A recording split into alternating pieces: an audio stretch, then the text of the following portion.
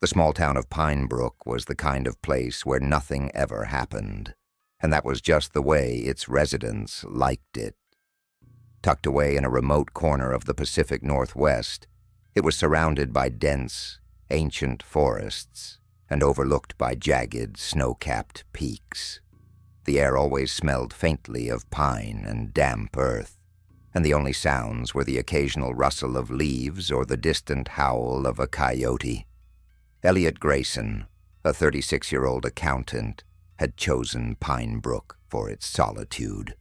He worked remotely from a modest cabin just beyond the town limits, its wooden walls nestled among towering trees. His days were predictable, mornings spent balancing spreadsheets, afternoons hiking nearby trails, and evenings with a book by the crackling fireplace. It was the perfect life for someone who preferred numbers over people. That was until the stranger arrived. The first time Elliot saw him was at the town's tiny general store. The man was tall, gaunt, and pale, with eyes so dark they seemed almost black. He wore an old-fashioned suit, the kind that might have been in style a century ago, and a hat pulled low over his face.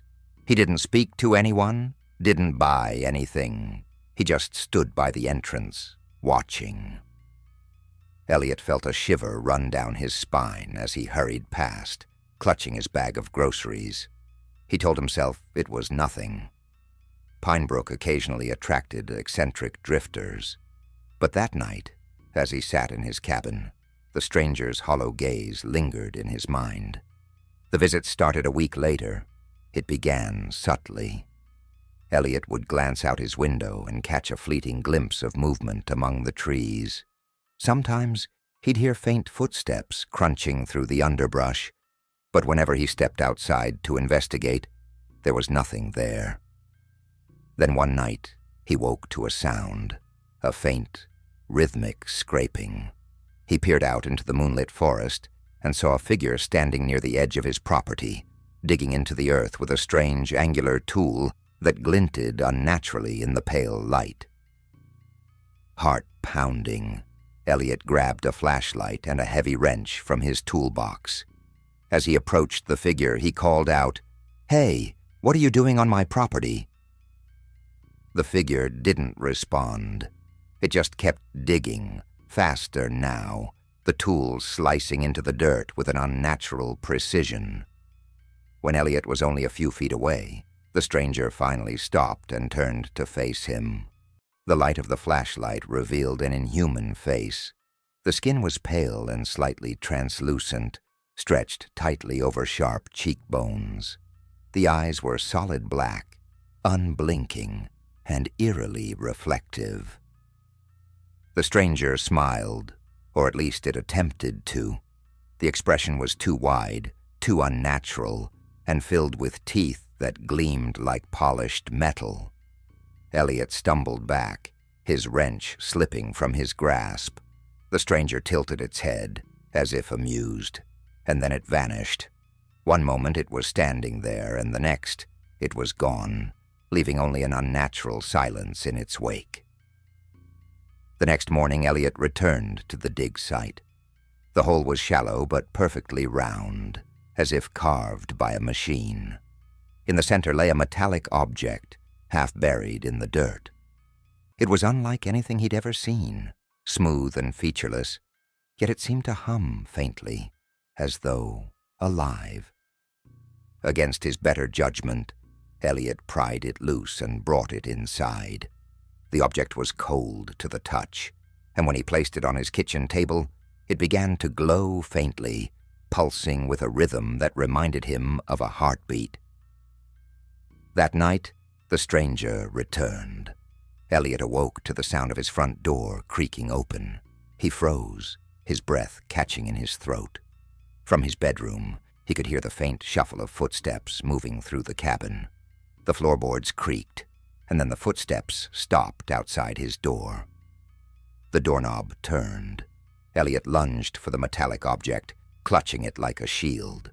The door swung open, and the stranger stood there, its black eyes fixed on the glowing artifact in his hands. Before Elliot could react, the creature raised its hand, and a sharp, blinding pain erupted in his skull. The world tilted and went dark. When he awoke, he was no longer in his cabin. The air was damp and cold, and the walls around him glimmered with a strange, otherworldly light. He was in some kind of chamber, the walls smooth and seamless, curving upward into darkness. His wrists were bound by glowing bands of light, and the metallic object he'd taken was hovering in the center of the room, spinning slowly. The stranger stood nearby, its features even more grotesque under the alien light. It was pressing its hand against the object, which emitted a series of strange musical tones. The tones grew louder, more complex, until the room began to shake. Through the chamber's translucent walls, Elliot saw the night sky. Stars glittered like diamonds, and then, slowly, they began to disappear. One by one, they were blotted out by massive, shadowy shapes descending from above. Ships. The stranger turned to Elliot and spoke for the first time. Its voice was a distorted whisper, layered with sounds that no human throat could produce. "You should not have interfered." Elliot's heart raced as he struggled against his bonds. "What do you want? Why are you here?" The creature tilted its head, its black eyes unblinking. "To reclaim what is ours, to prepare this place for what is to come." As the ships descended, casting the forest below into an unnatural darkness, Elliot realized the truth. Pine Brook was never just a quiet, forgotten town. It was a waypoint, a hidden place where ancient visitors had left their mark. And now they were returning, and Elliot was their first prisoner.